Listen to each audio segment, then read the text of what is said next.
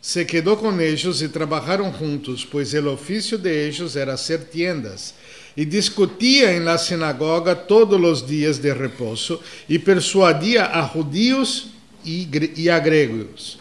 Y cuando Silas y Timoteo vinieron de Macedonia, Pablo estaba entregado por entero a la predicación de la palabra, testificando a los judíos que Jesús era el Cristo. Pero poniéndose blasfemando estos, les dijo, sacudiéndose los vestidos, vuestra sangre sea sobre vuestra cabeza. Yo, limpio, desde ahora me iré a los gentiles. Y saliendo de allí se fue a la casa de uno llamado Justo, temeroso de Dios, la cual estaba junto a la sinagoga. Y Crispo, el principal de la sinagoga, creyó en el Señor con toda su casa. Y muchos de los corintios, oyendo, creían y eran bautizados. Entonces el Señor dijo a Pablo en visión de noche, no temas, sino habla y no calles, porque yo estoy contigo y ninguno podrá sobre ti la mano para hacerte mal, porque yo tengo mucho pueblo en esta ciudad.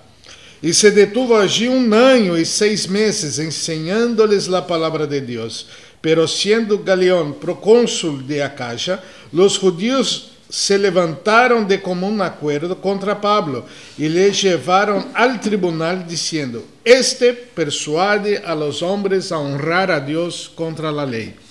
Y al comenzar Pablo a hablar, Galión dijo a los judíos, si fuera algún agravio o algún crimen enorme, oh judíos, conforme a derecho yo os toleraría, pero si son cuestiones de palabras y de nombres y de vuestra ley, vedlo vosotros, porque yo no quiero ser juez de estas cosas. Y los echó del tribunal. Entonces todos los griegos, apoderándose de Sóstenes, principal de la sinagoga, le golpeaban delante del tribunal, pero a Galión nada se le daba de ellos. Mas Pablo, habiéndose detenido aún muchos días allí, después se despidió de los hermanos y navegó a Siria, y con él Priscila y Áquila, habiéndose rapado la cabeza en Cencrea, porque tenía hecho voto. Oremos. Señor Jesús, una vez más en tu presencia y en presencia de tu palabra, nos ponemos delante de ti y pedimos para que tú nos enseñes un poco más. Es lo que necesitamos hoy de ti. Tenga misericordia de mi vida, ilumínanos en las Escrituras por tu Espíritu Santo, para que podamos entender más de ti. En el nombre de Cristo. Amén. Amén. El plan de Dios. El plan de Dios. ¿Cuántas veces en mi vida yo he escuchado esta frase? El plan de Dios. Dios tiene un plan para su vida. Yo he escuchado mucho eso. Desde mi niñez, porque era llevado a la iglesia de niño. Yo fui presentado a la iglesia, yo tenía 9 meses de existencia. Entonces, toda mi infancia yo iba a la iglesia. Dios tiene un plan. Dios tiene un plan. Y yo no entendía nada de este plan, ¿no? Me fui de la iglesia cuando así que pude. Cuando me liberaron, mis padres me liberaron para ir, si yo tuviera ganas de ir. La gana no las tenía y me fui. Y el Señor entonces me trajo de manera diferente, ¿no? Y yo ya entré, y ahí sí ahora, adolescente preocupado con el plan de Dios.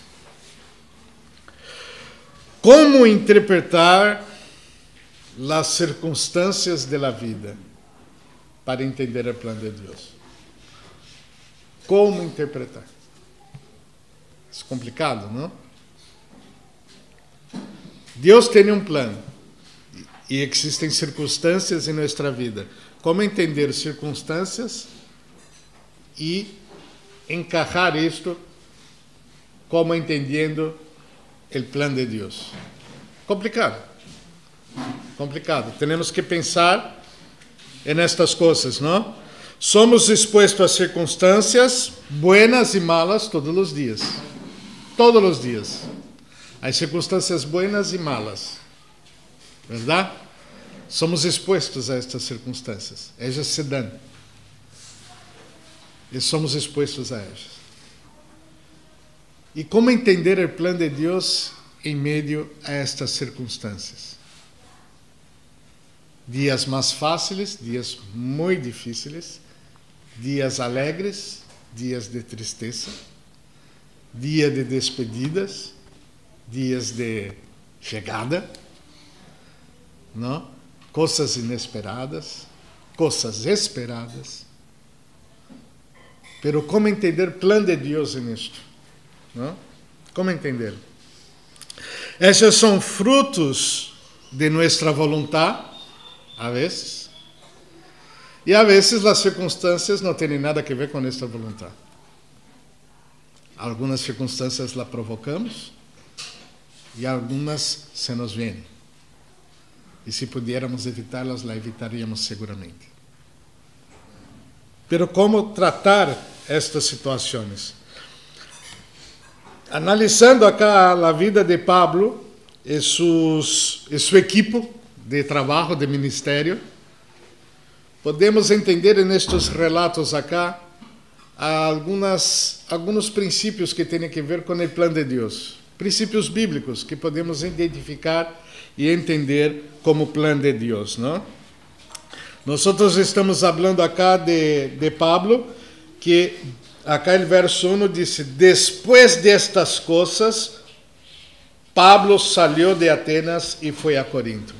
Então, passando estas coisas, que coisas? Todas as que pastor Billy predicou domingo, que estão no capítulo 17, que é a predicação de Pablo allá em Atenas, que foi levado ao Areópago para falar sobre o Evangelho a los gregos, porque estava aí no mercado, aí onde tinham las estatuas de los dioses e o Deus desconhecido que falou Aarón agora recém. E então Pablo predica aí e alguns se converteram. Alguns se converteram. Não foi uma multitud, alguns se converteram. E aí passamos a pensar, não, que predicação débil essa de Pablo, não? Alguns se converteram. Estava em Atenas, pero só alguns se converteram. Pero interessante que hasta hoje suas palavras estão já em Atenas para os que queiram ler. E seguramente Pablo não planificou esta circunstância. Ele não pensou, eu vou predicar estas palavras porque dentro de 2000 e pico de anos elas estarão acá. Isso seguramente não passou por la cabeça de Pablo. Pero el hecho é que depois destas coisas, ele decidiu por sua vontade, porque entendeu que já estava cumprido o que tinha que fazer em Atenas, e ele tomou por decisão ir a Corinto. Corinto. A cidade de Corinto. Uma cidade que ele chega, é um centro político e mercadológico de Grécia. Corinto era uma cidade importante, uma cidade portuária, que tinha gente de todos os lados, porque o comércio de todo o mundo passava por Corinto. Ustedes, não sei se vocês se acuerdan quando nós predicamos acá sobre as cartas de Pablo a los Coríntios, não? Que quando passa o que vamos ver agora, depois ele escreve cartas a los Coríntios, mais de uma. E aí falávamos de Corinto e do projeto que eles tinham de fazer um caminho que ligara os dois mares aí, porque Corinto estava no meio, eles tinham que dar uma volta bárbara, não? Ou então poner os barcos sobre terra, arriba de rojos, e ir empurrando o barco hacia o outro lado para acortar o caminho. Dava um trabalho bárbaro. Então, nesta época de Pablo, as coisas passavam assim, porque este canal, como o de Panamá, que está ligando Atlântico a Pacífico, não? Eles tinham esta questão aí em Grécia, para cortar caminho, para hacer comercio con los barcos, ¿no? Entonces ellos metían los barcos en tierra, atravesaban Corinto ahí bajo los rollos. Herodes já tinha um projeto aí de hacer meter um canal aí para facilitar. E hoje, se vocês vão a Google, põem aí canal Corinto, vão a ver aí na cidade, em Grécia, este passagem com água. Com água. Não se concluiu naquela época, mas depois sim lo hicieron, ¿no? E estamos falando então desta cidade que já naquela época tinha toda esta importância. E por isto tinha gente de todos lados, muitos viajeros, muitos marinheiros, e era uma cidade bastante boêmia, como toda a cidade de Porto, uma cidade boêmia. Onde está a boemia de Montevideo? Em la Ciudad Vieja, verdade? Claro que vocês lo sabem por informação, porque leyeron en el periódico, ¿no? Pero sabemos que allá es la región de la Bohemia. Bohemia, ¿no? Donde están los que pasan la noche cantando, jugando, en prostitución y todo, en borracheras, y está todo ahí. Siempre fue así. La ciudad más, una de las ciudades más pervertidas de Brasil, Rio de Janeiro, por el puerto. Santos, por el puerto. Salvador, por el puerto. Porque ahí llega de todo, todo lo bueno y todo lo malo. Y ahí llegó Pablo con el Evangelio. Por decisión fue ahí. Esta ciudad interesante, que ella, aparte de ser una ciudad portuaria, ella tenía un templo de Afrodite.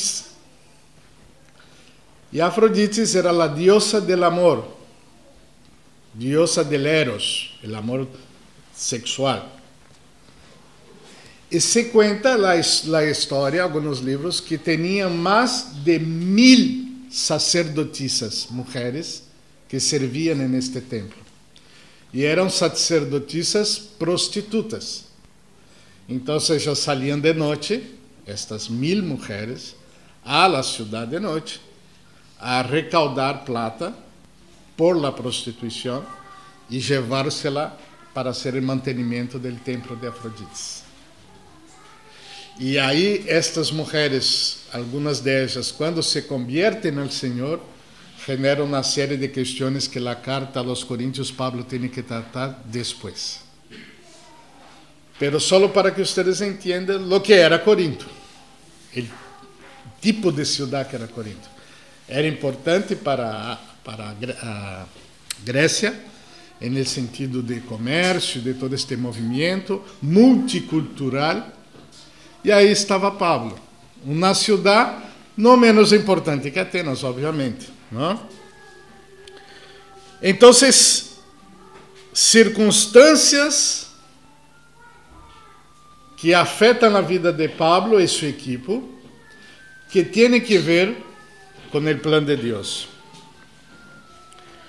Uma das coisas que passam no plano de Deus para a vida de creyente é o hecho de conhecer pessoas.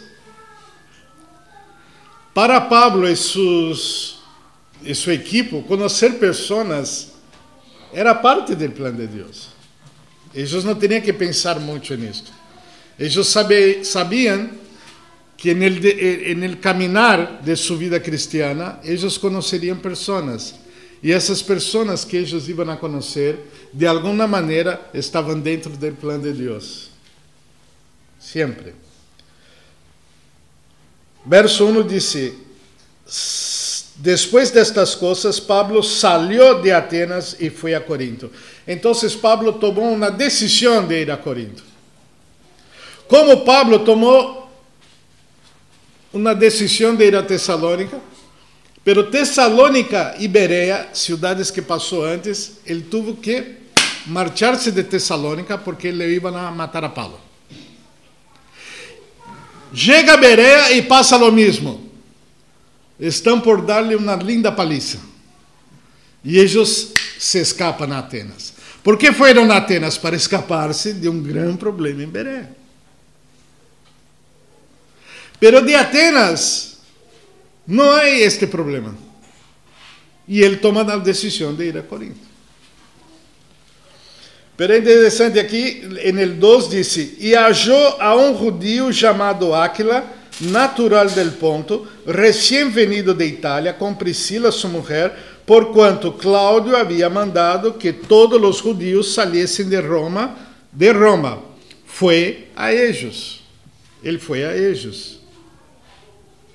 Y como eran del mismo oficio, se quedó con ellos y trabajaban juntos, pues el oficio de ellos era hacer tiendas.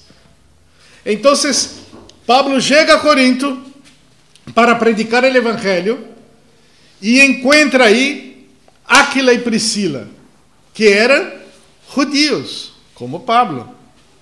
Pero muy claramente acá já eram cristianos, já eram creyentes. Porque venían de Roma, y Roma era una ciudad que ya tenía su iglesia fundada, no por Pablo, pero por creyentes que en la persecución fueron llegando, predicando el Evangelio, y llegaron a Roma, y ahí se formó una iglesia. Pablo, cuando escribe a Roma, muy probablemente no conocía la iglesia de Roma. Fue a conocer después. Entonces, conoce ahí a Priscila y Áquila. Mira, llegar en una ciudad para predicar el Evangelio a un montón de gente que no es creyente y de pronto en la ciudad encontrar un creyente para estar junto. Y un creyente que tenía el mismo oficio que Pablo tenía, que era hacer tiendas para comercio. Pablo sabía hacer esto. Y ellos eran de este oficio. Y Pablo se junta ahí, empieza a hacer una plata con eso, y está bien abrigado, porque está con judíos creyentes. El plan de Dios para nosotros siempre va a involucrar personas. Yo no sé cuál es exactamente el plan de Dios para cada uno de ustedes. Pero ustedes pueden estar seguros que todos ustedes tienen bajo el plan de Dios conocer personas. Entonces, no es un simples acaso cada silla que está con una persona acá. Para nuestras vidas. Alguna cosa hay. Yo no sé qué. Pero alguna influencia y algún motivo hay. Porque si no hubiera este motivo, estoy hablando de creyentes, no estaríamos acá. Ninguno de ustedes. Incluso yo. No tendría sentido. Pero Dios cuando propone para poner personas delante de nosotros, algo quiere. Y en el caso de Pablo, ya encontró ahí un matrimonio que tenían toda esta identificación en la ciudad de Corinto, cosa que no pasó en Atenas. Tanto que él predicaba, se sentía angustiado con la situación y pedía que rápidamente Timoteo y Silas pasaran a estar con él, porque él estaba solo. Pero acá já estava bem amparado. Personas. ¿Cuáles son las personas que Dios ha puesto en tu vida? ¿Cuál es el nivel de influencia que ellos tienen en su vida? Y cómo el plan de Dios se da en medio a esas personas. Porque es por medio de estas personas que el plan de Dios se va a dar. Nada en mi vida pasó de manera aleatória a las personas que yo conocí en los 57 años de mi vida. Todas tuvieron una parte en mi vida de influencia en el plan de Dios para mí. Y debemos estar atentos y mirar las personas con esta perspectiva, ¿no? Las circunstancias. ¿Por qué esta persona vino? ¿Por qué se dio de conocer a esta persona? Pablo no planificó, voy a Corinto y cuando encuentre a Áquila y Priscila, que hacen tiendas y son judíos, no, y son creyentes, No hubo plan de parte de Pablo. Pero personas Dios va a poner en nuestra vida. Para que nosotros podamos cumplir lo que Él quiere. El 4 dice, y discutía en la sinagoga todos los días de reposo y persuadía a judíos y a griegos. Ahí Pablo lo que hizo, la estrategia que siempre utilizó en su predicación. El primero, como judío que era, buscava una sinagoga, que en las ciudades más grandes tenían sinagoga. Entonces buscava una sinagoga que era compuesta por judíos y, en el caso, griegos que adoraban a Dios y que se convertían al judaísmo, aunque no eran judíos. Entonces él iba a la sinagoga y empezaba a predicar a los judíos. Los judíos ya tenían las escrituras, ya creían en las escrituras, que en la época era el Antiguo Testamento, y él entonces, como apóstol, podía hablar y hacer la correlación de lo que ellos estudiaban y las expectativas que tenían con el cumplimiento del Mesías que venía, que era Jesucristo. Entonces él decía, el Mesías que nosotros estamos esperando ya vino, es Jesús. Y ahí predicaba las buenas nuevas. Y era la estrategia que tenía. Acá dice, y discutía. Acá discutir no es discutir de pelear, pero es intercambio de ideas y una explicación por parte de Pablo de manera profesoral, o sea, de una manera didáctica, enseñable. Y cuando era cuestionado, él respondía de manera didáctica a ellos. Y ahí las personas se iban a convirtiendo. Judíos y griegos en el contexto de la sinagoga. Con un equipo, Priscila, Áquila y Priscila, judíos que frecuentaban la sinagoga, porque también eran judíos, aparte de serem creyentes. Y esta fue la estrategia que Dios utilizó con Pablo en Corinto. En Corinto. Acá tenemos, bueno, hablando un poquitito más de Priscila y Áquila, yo dije que son judíos. Ellos tuvieron que salir de Roma por un decreto de Cláudio. Cláudio acá era el emperador de Roma en la época y no quería ningún judío en Roma, porque los judíos tenían mucha influencia sobre la sociedad, y él entonces, para preservar el imperio ahí, hizo un decreto y sacó a todos. Entonces Pablo estaba en Corinto por su decisión, y Áquila y Priscila estaban en Corinto por decisión de Cláudio. Circunstâncias diferentes, ¿verdad? Una cosa es que yo diga, bueno, creo que voy a Uruguay. Otra cosa es que las autoridades de Brasil me digan, andate a Uruguay y no vuelvas más. Es diferente. Pero el propósito de Dios no fue frustrado, todo lo contrario, estaba dentro, las circunstancias totalmente inseridas en el plan de Dios para la vida de estos hombres y de aquellos judíos y griegos de la sinagoga que se estaban convirtiendo. El plan era para ellos también. El plan de Dios en las circunstancias dadas por decisiones que tomamos o por decisiones que nos vienen, pero es plan de Dios.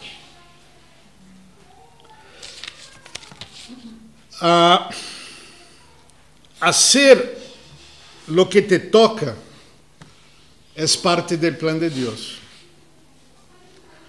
Hay cosas que no sabemos que nos van a venir. No hay plan para esto. Simplesmente se nos cae. Andate de Roma. ¿Qué control tenemos sobre eso? ¿Qué control tenía Áquila y Priscila? Ninguno. Hay cosas que se nos caen. Pero aparte de esto, siempre sabemos de cosas que tenemos que hacer sí o sí. não importa as circunstâncias. E uma das coisas que eles tinham claro, Pablo e Áquila e Priscila, é que tinham que predicar o Evangelho. E então eles estavam involucrados com isto. O verso 4 diz: discutiam na sinagoga todos os sábados. Ou seja, eles estavam fazendo o que tinham que fazer. Tanto Áquila como Priscila, e agora com Pablo, mais todavia, não? Uma equipe mais importante aí, mais forte. São 3 agora. E eles estavam aí.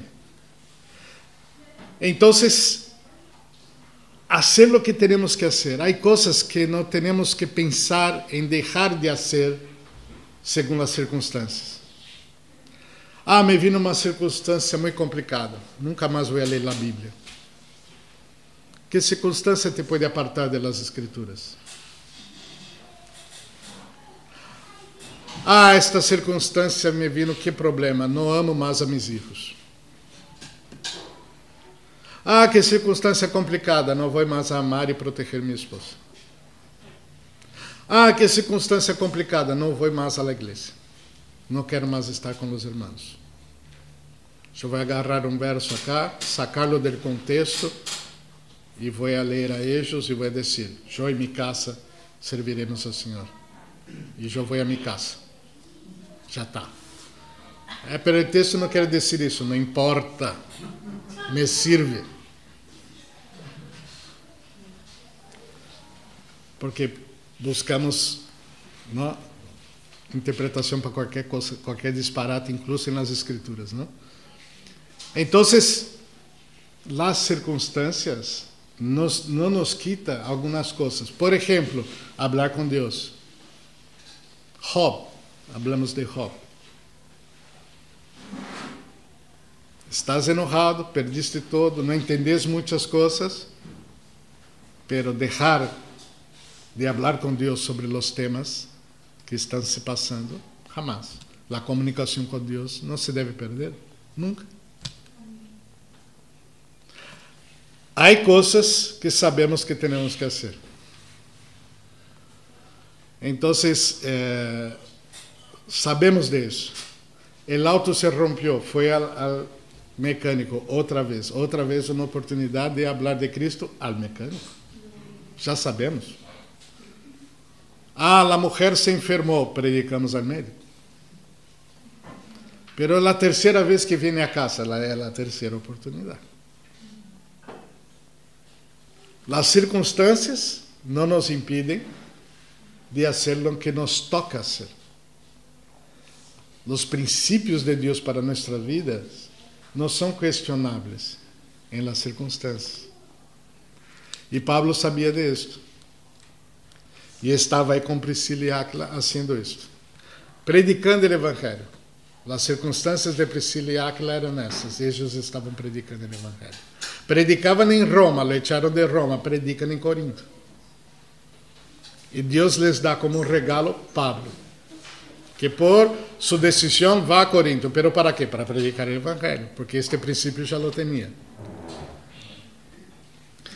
No verso 5, e quando Silas e Timoteo vieram de Macedônia, Pablo estava entregado por inteiro à la predicação da palavra, testificando a los judíos que Jesus era o Cristo.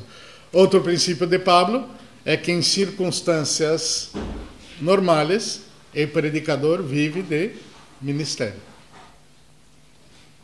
Chegou na cidade, estava sendo plata aí com as tendas, pero quando os de Corinto começam a convertir-se, eles mesmos, os convertidos, se encargam de Pablo. E aí já não está mais com o comércio, está totalmente entregado ao ministério. Porque a parte de ir sábado a predicar, os que se convertiam, os demais dias já estavam aí laborando.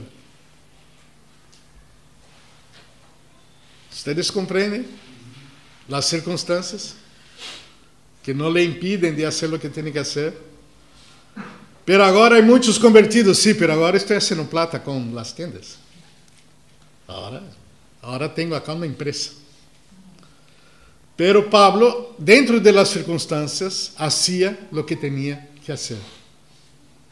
Y si no lo hacía, es porque las circunstancias le impedían. La restrição financeira le impediu por um momento. La cárcel futuramente lo va a impedir. E la muerte lo va a impedir. Su sentencia de muerte lo impide de seguir predicando. Pero mientras las circunstancias externas no influencian, se hace lo que tiene que hacer. Se hace lo que tiene que hacer. Pero la pregunta es, ¿qué tenés vos que hacer? Porque se não sabemos o que temos que fazer, imagínate em las circunstâncias contrárias, que vamos fazer?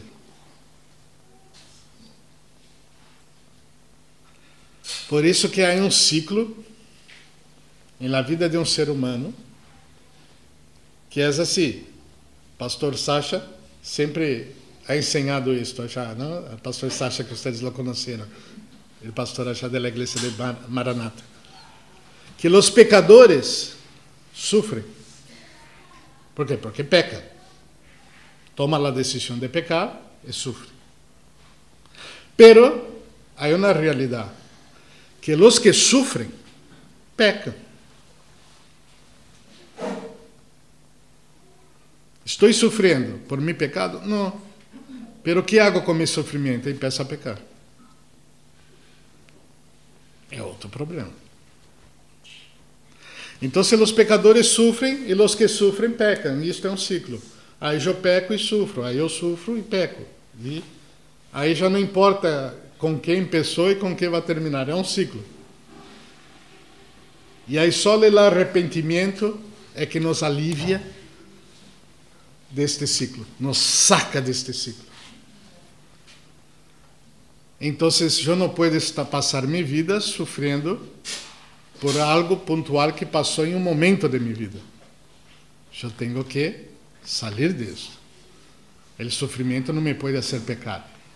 Eu posso acordar-me de sofrimento, mas já não peco por este sofrimento. Porque Cristo lo soluciona. Se eu tenho esta consciência, em las circunstâncias contrárias, eu vou fazer o que tenho que fazer. Eu vou seguir fazendo o que tenho que fazer. E este é o mais importante. O que vocês têm que fazer? Eu sempre me pergunto, Senhor, o que tenho eu que fazer? Acá, acá, acá. E algumas coisas já são pré-determinadas. Pero a vezes, quando estou sofrendo, a tentação é olvidar-me delas. Então, que Deus me la restaure, para que eu siga assim. Porque o sofrimento vai passar, a circunstância vai passar, pero o compromisso de fazer o que tenho que fazer sempre vai estar. Essa é a ideia. Acá disse que Silas e Timoteo se suman a Pablo. Aí o equipo se põe mais forte, não? Agora são dois mais, que estavam em Macedônia já, para os lados de Tessalônica, de Atenas, e agora se juntam a Pablo.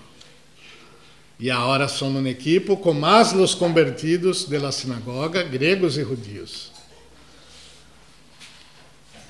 Aí então vem uma coisa interessante. Acá no versículo diz que Pablo estava entregado por inteiro a la predicação da palavra, testificando a los judíos que Jesus era Cristo, pero oponiéndose e blasfemando estos, les dijo, sacudiendo-se los vestidos, vuestra sangre sea sobre vuestra própria cabeça. Eu, limpio, desde agora me irei a los gentiles. Ou seja, eles empezaram, os judíos na sinagoga, os que não se convertiram, a confrontar Pablo e a despreciar a palavra e a rechazar a palavra. Quando nós somos rechazados, não passa nada, irmãos. Quando a palavra de Deus é rechazada, aí temos um posicionamento para cumprir. Se eu hablo acá e vocês saem por esta porta enojados comigo, porque Eu sou um gordo feio, com barba branca e não les gusta, está todo bem. Pero se ustedes salen enojados acá porque a palavra de Deus incomodou a vida de ustedes, meu trabalho está completo. Se ustedes me rechazam, não há problema. Eu não vou chegar em casa e chorar porque Henrique não me ama mais. Está todo bem. Ele não me quer, é um direito que ele tem. Eu vou seguir minha vida. Pero se ele sale, empieza a ter problemas com a palavra de Deus e a rechazá-la, eu já não tenho mais compromisso com ele. Se ele está enojado comigo e vem acá, eu vou saludá-lo igual, amá-lo igual, cuidá-lo igual, não passa nada, ele não me quer, não importa, não importa.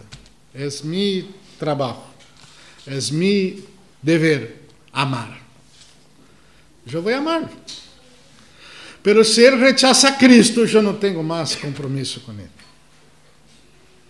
Aí o problema já é outro. Ele está rechaçando a verdade. Pero ele não está, porque está cá, está bem. É só um exemplo. Henrique bien. Que siga gravado acá. Está todo bem. Pero é isso o que passa. É isso. As pessoas que saem da igreja por disciplina, saem porque não querem nada com Deus. Com Deus. Rechazam a palavra. Saem de acá e vivem como mundanos e são mundanos. É isso. E ele que quer seguir a palavra estará acá. Por isso que Pablo diz, já prediquei e já les expliquei todo. Ustedes estão rechazando, eu me vou. É uma decisão.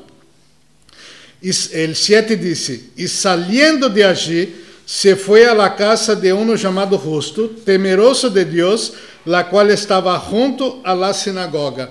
Então ele sai e vai a um destes convertidos da sinagoga e vai a sua casa, a reunir-se em sua casa, com os que creiam em Cristo Jesus. E sua casa estava com pared com a sinagoga. Insólito, não?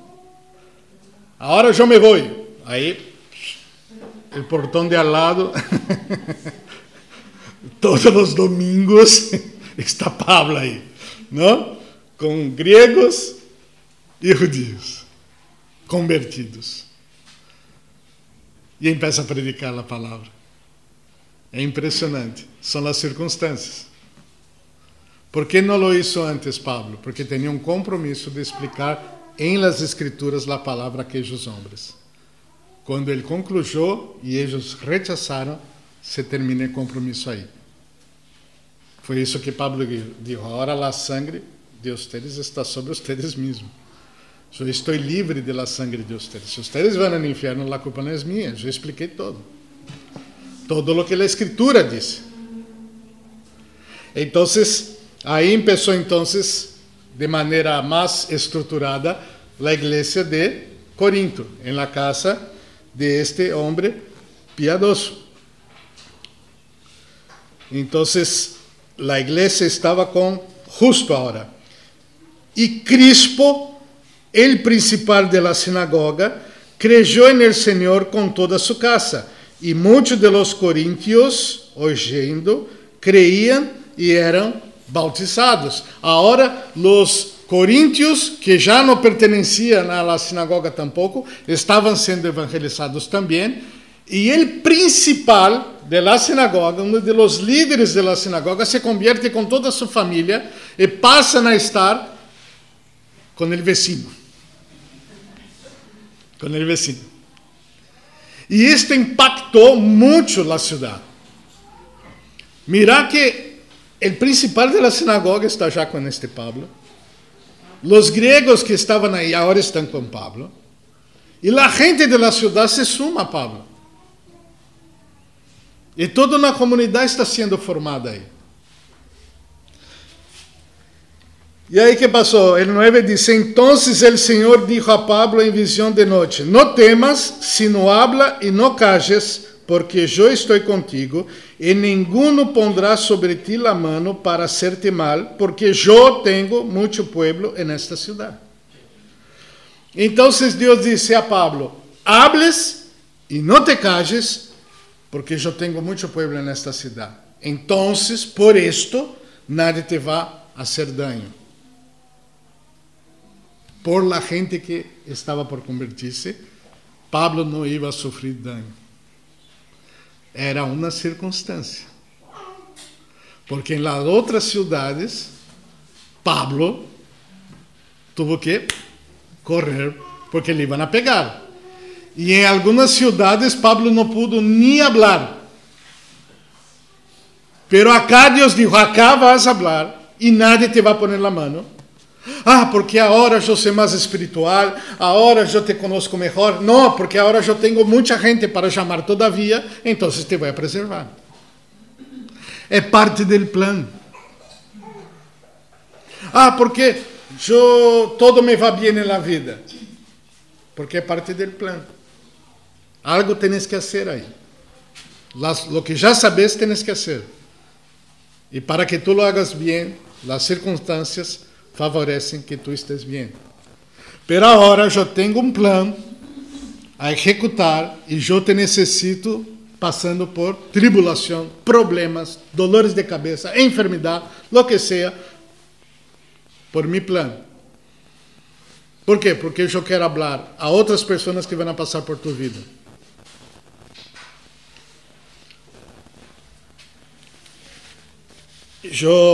Lilian tem um tio.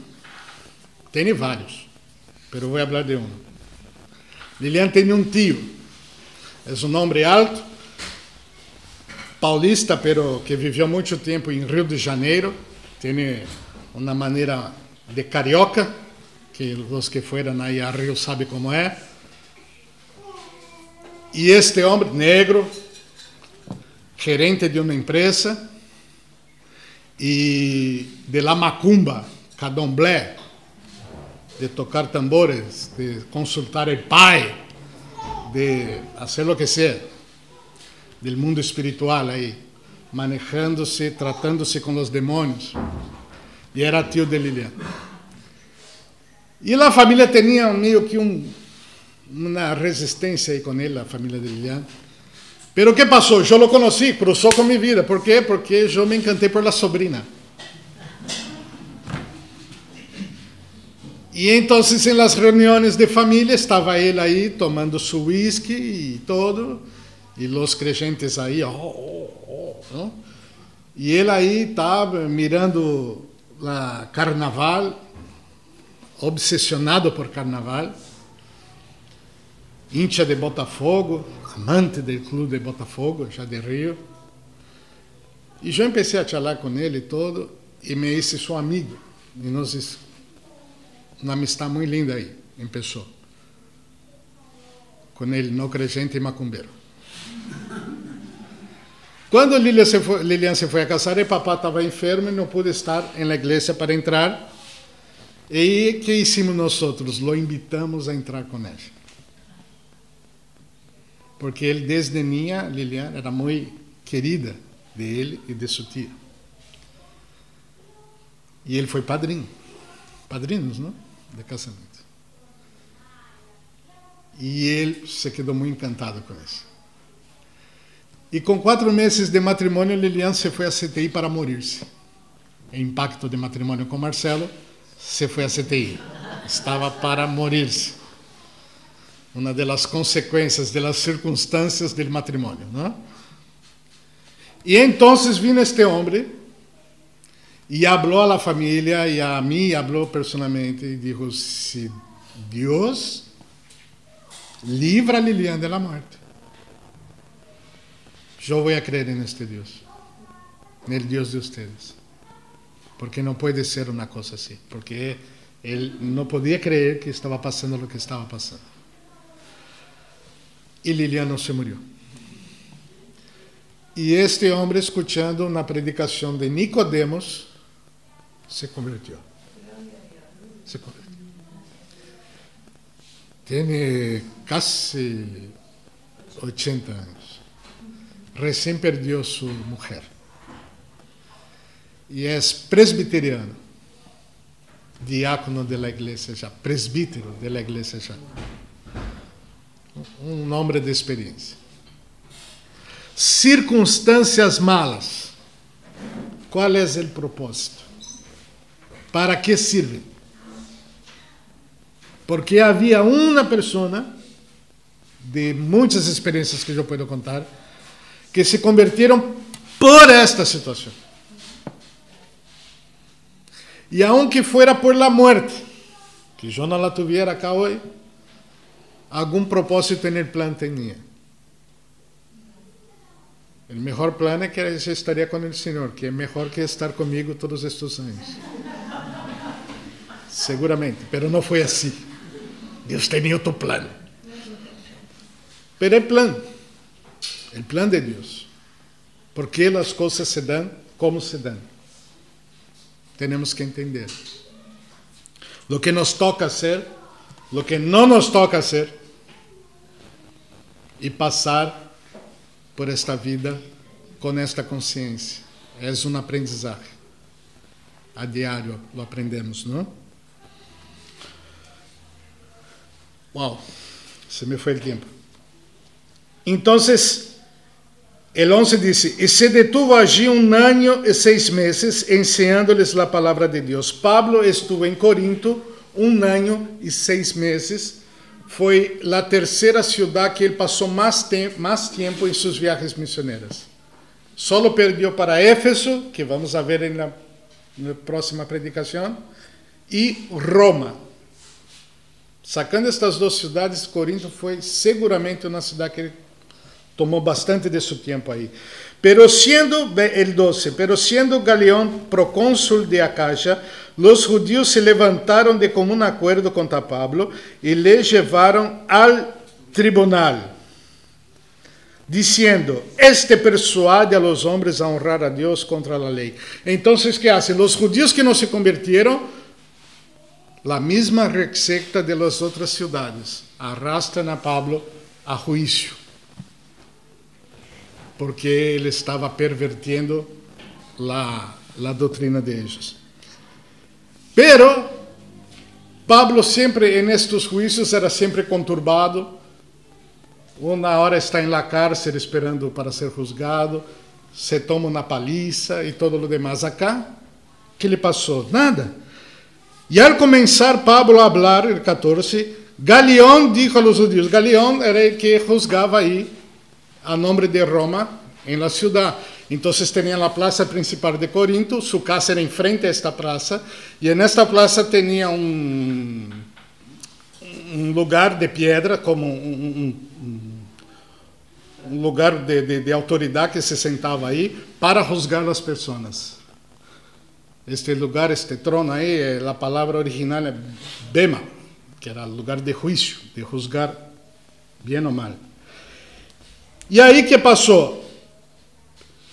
El 15 dice que este Galión escuchó todo, interrumpió a Pablo, que se iba a defender, y dijo, pero si son cuestiones de palabras, de nombres, de ley de vosotros, yo no quiero ser juez de estas cosas. Y los echó del tribunal. Entonces, ¿qué hizo el procónsul? Si es tema de religión, de judíos, yo no quiero ni saber, saquen de acá. Si él condena al cristianismo ahí, en esta ciudad o en cualquier ciudad, si un hombre con la autoridad de Galión condena el cristianismo, Roma entera tenía entonces la apertura para perseguir al cristianismo. Pero Dios no tenía esta intención con el evangelio y con los creyentes, que ellos fueron perseguidos por Roma ahí, en esta época. Y este hombre entonces no se mete en los temas. Y los echó del tribunal, y el 17 que pasó. Entonces todos los griegos, apoderándose de Sóstenes, principal de la sinagoga, le golpeaban delante del tribunal, pero a Galión nada se le daba de ello. Sóstenes era el líder uno de los líderes de este ajuntamento de judíos para condenar a Pablo. Cuando él sale, Él sufre de los griegos, de la gente de la ciudad, el rechazo por él estar persiguiendo a Pablo. Y le dan una paliza. Pablo es el que lleva las palizas. Ahora la paliza la lleva Sóstenes.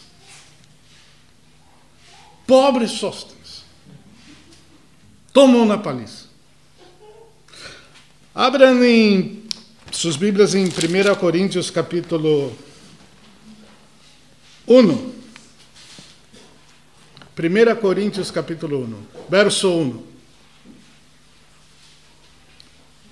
1 Coríntios capítulo 1, verso 1.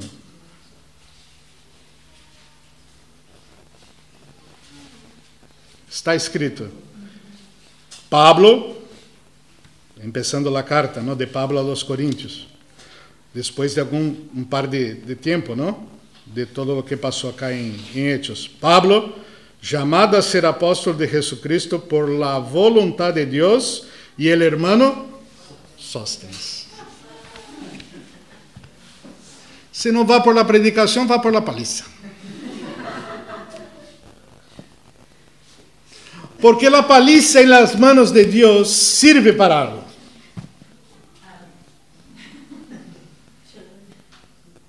Si Dios tiene un plan para una persona, hasta una buena paliza lo va a llevar al camino. Y a Pablo, ninguna de las palizas le quitó del camino. El tema no es la paliza. El tema es si sois de Cristo o no sois de Cristo. ¿Cuál es tu parte en el plan de Dios? ¿Qué pide Dios? ¿Qué te pide? ¿Cuál es la rutina que tienes que cumplir acá a diario? Las dueñas de casa acá. ¿Cuál es tu rutina? ¿Qué te toca hacer por las mañanas? En el horario del almuerzo, de la tarde, la ropa, el piso, el bienestar. ¿Cuál es la rutina? ¿Cuál es la rutina del pastor? Leer, estudiar, atender cuando solicitado.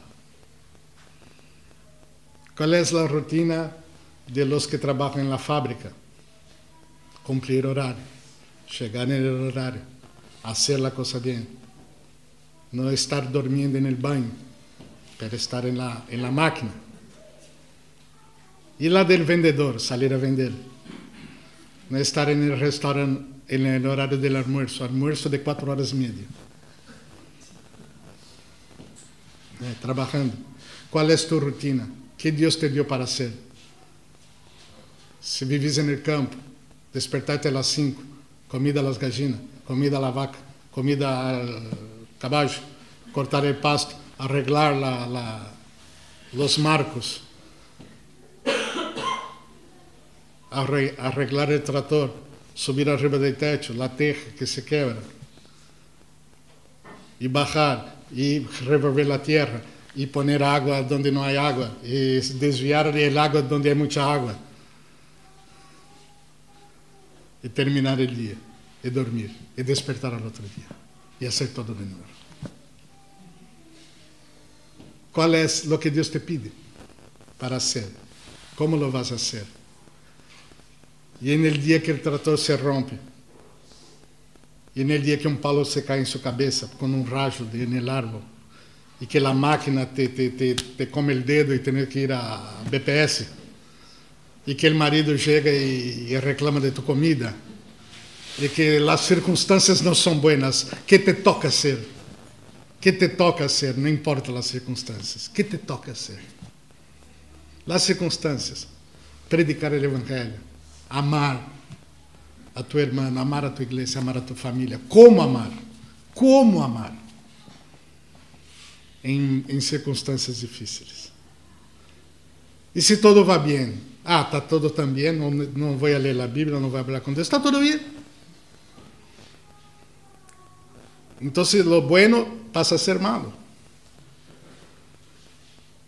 Tenemos que tener esta conciencia de lo que me toca hacer, lo voy a hacer.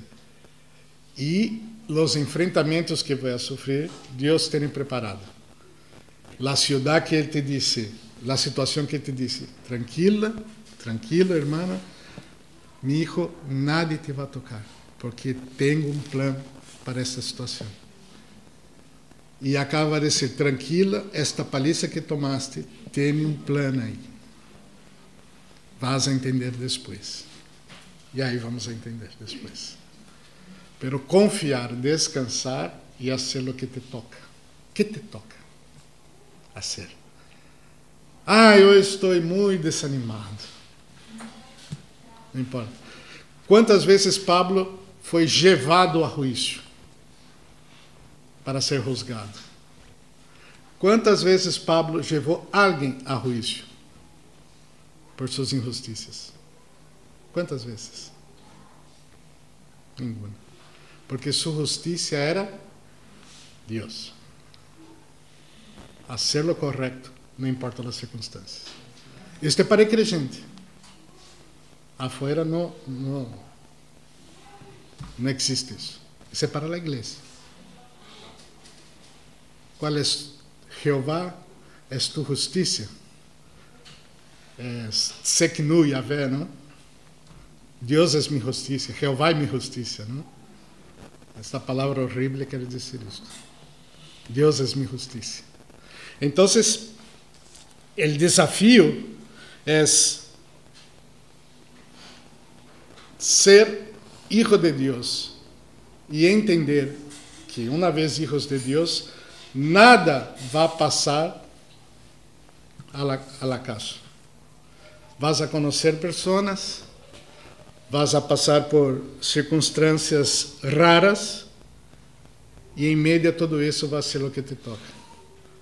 Quando eu vim no Uruguai, eu planifiquei muitas coisas. Uma delas não era conhecer a Pastor Billy. Não estava em meus planos. Era plano de Deus. Não? Uma bendição para mim, uma paliza para Billy.